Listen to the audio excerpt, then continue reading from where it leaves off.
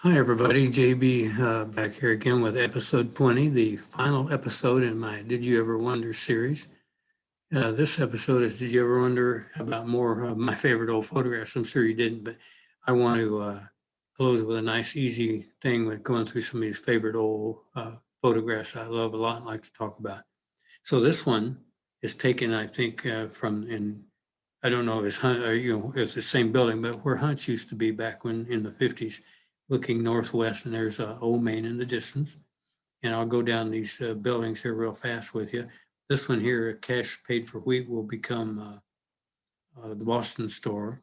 This will be the Red Cross Drug Store. This is McElroy's Bank. That's the only one that survived well into the 50s. This will become J.L. Duke. This is Mulholland and Wade. Woolworths was there when I was a kid about here. And this is before the First National Bank, even or the Easton building. I see neither one of them there. This was called Blackwell's Corner at that time. And so that's the photograph from the 1880s, early 1880s. Old Man was finished in 1875. Now this one, I had to scan this, a 2-page picture from Kent Brown's Pictorial History of Fayetteville. I had to scan it in. It didn't come out as good as I'd like it to because it's 2 pages, but it's one of my absolute favorite pictures ever. It's a great view of the backside of the town. And I'll show you this stuff here and say it's taken from down the slope down from the western edge of Mount Sequoia below Olive. And you see this field right here, right along this group of houses is Walnut. And you can't see it, but down below is Willow. This is the hollow through here. There's a cow here. And I think you can't tell it here, but I think it's a couple of guys walking there. It's great. This would be Spring Street over here, and Meadow would be in here. Of course, it doesn't come through even today. And you can see this is East Center Street coming down in the hollow. If we could see down in there, we'd see St. James Methodist Church. And far in the distant haze is Old Man. Can't really see it in this picture here, and the scan version. Anyway, I want to show you just 2 or 3 things here. This big old building here, that's the Van Winkle Hotel. It was a really cool old hotel. It was on East Center Street there. This is Albert Burns Planing Mill right there. And that's significant because that's where the Ozark Theaters are going to go right there. Isn't that cool? And you can tell how old this is because right on this corner, there's no historic Washington Courthouse, which doesn't get built till 1904, 1905. And in fact, I can't even see, it might be hidden, but I can't even see the old city jail. So this picture could be as early as maybe 1884, but I'm not sure about that. Anyway, the last thing I want to point out here in this, well, 2 things. Look how few trees there are. Can you imagine? Now the place has just come nothing but trees. Look how much space there is in here. Now there's quite a bit of this field up here in the foreground, but through the hollows, there's nothing but trees. Anyway, look at these little houses. They're up on little stilts, if you will, above ground. I just find that fascinating. Anyway, so that's one of my very favorite pictures of the backside of town. Okay, this is up on the square on the north side. Looks like a wagon or right there or an image. Here's actually a one parked in front right there. Of course, this is the First National Bank building.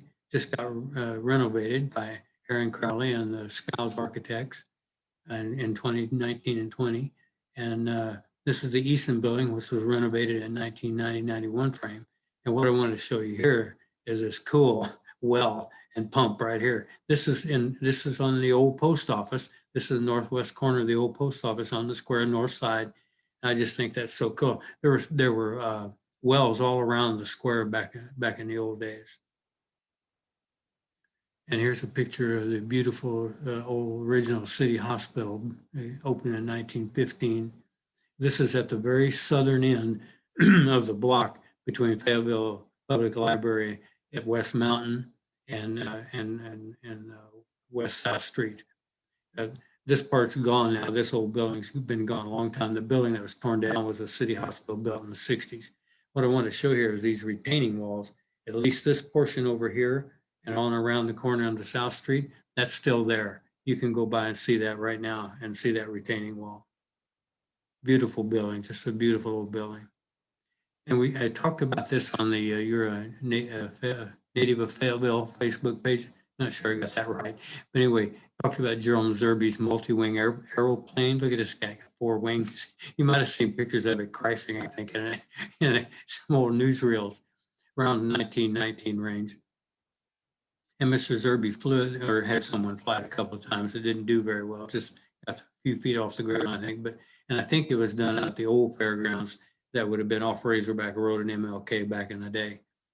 But he kept that he stored that in a warehouse that, according to the Sanborn Fire Insurance maps, would have been right at that alley, right next to the federal building on East Mountain, just off the square. And this is Camp Leroy Pond. This is post-World War II at 45 to 47 range.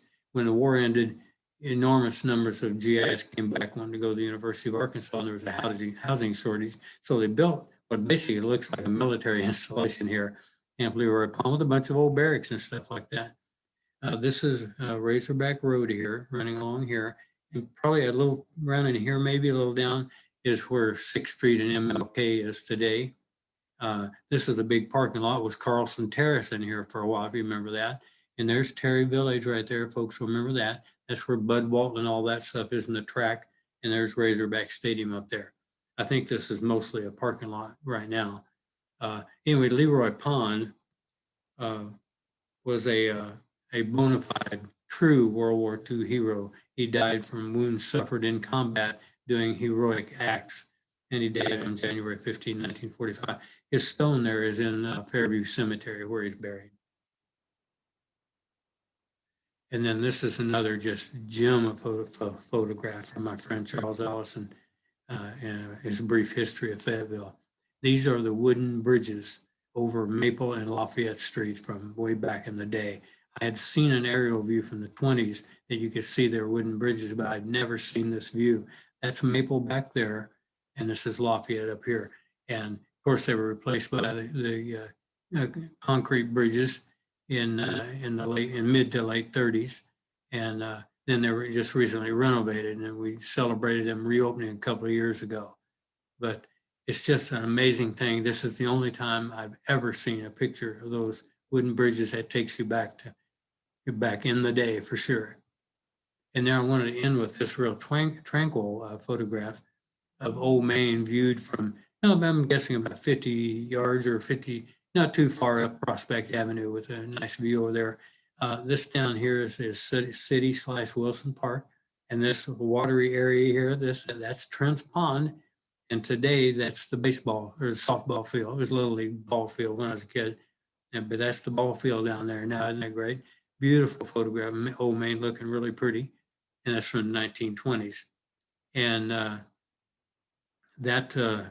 why I wanted to make it real short, the last one, and nothing real complicated or anything, or heavy duty history. So I just want to thank everybody for joining me for this little journey. 20 of these videos plus one about books to read and stuff like that. Thank you for staying with me. Appreciate it very much. I will continue doing my work until I can't. And thank you very much, and I'll see you around town. Goodbye for now.